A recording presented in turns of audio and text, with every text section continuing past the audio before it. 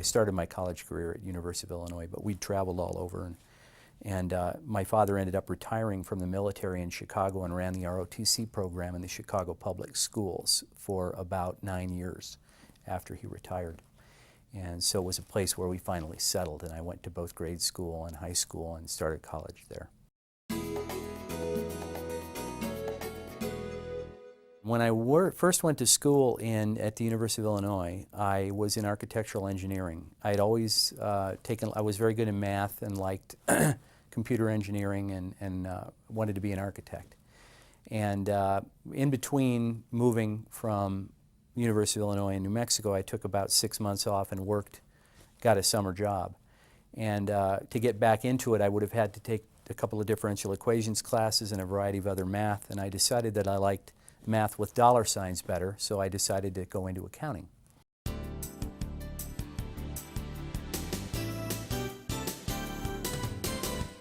The status of me coming from a school that was accredited and that had a great accounting program was very beneficial to me in recruiting.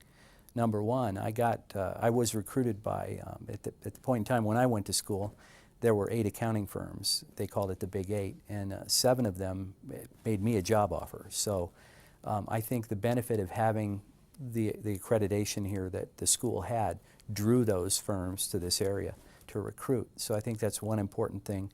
Relative to my career versus another students or someone that I had, some of my colleagues perhaps, I think we were held in the same esteem as any other school would have been.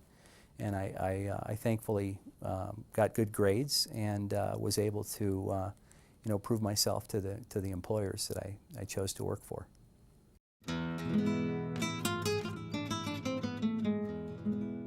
Bill Smith, who is a professor here now, and he was always a funny guy. I think I met Bill in one of my early on accounting classes, and I remember all throughout school he and I ended up on study groups together. And there were 2 or 3 kids that always ended up studying together, and we seemed to be in that group all the time. And eventually, Bill and I took a CPA review course down in El Paso, and I'll tell you this story because I'll come back to it later. We would drive from Las Cruces to El Paso every Saturday morning to go to this class at Trans Mountain Community College. And Rex Liss was the teacher, and it was a Becker CPA review class.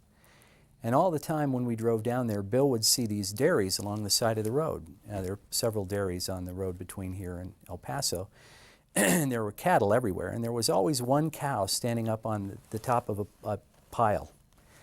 And Bill would always look at me when he saw that cow, and he'd say, "Don't ever look him in the eye.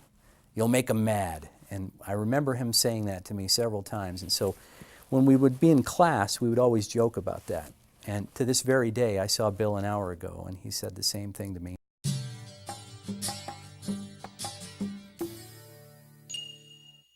Had a job offer to stay in the Bay Area with a company called the Money Store, which was a subprime mortgage company. And I went to work there in 1995 and worked there until 1998 and worked for the founder, who was a majority owner of the company, and ended up starting a venture capital company with him. And since then, I've been running that venture capital company. So it's from about 1998 through today. And I also do other consulting work and a variety of other things as keep me busy. So.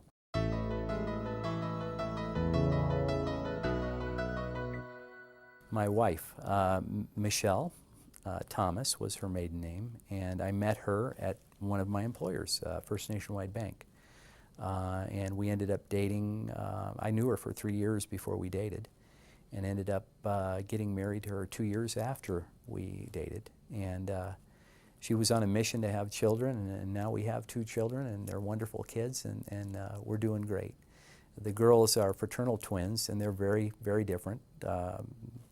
The best thing that's ever happened to me, for sure, in my entire life are having my children and my wife. So they're great to be around, and I have time to spend with them. So it's the best part of my life right now.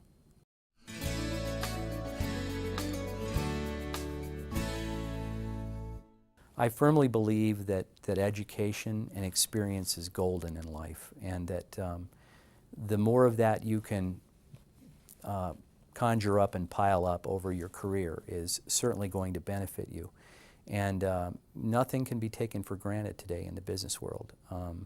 There's a lot of competition out there, and there are a lot of students that want and expect things that they won't get right away, and it tends to give them somewhat of a bad feeling when they don't get exactly what it is they want when they want it. But I would say that, you know, it's very important for them to get as much experience and education as they possibly can all throughout their career, and continue to use that as you move up the ladder in your career pathing.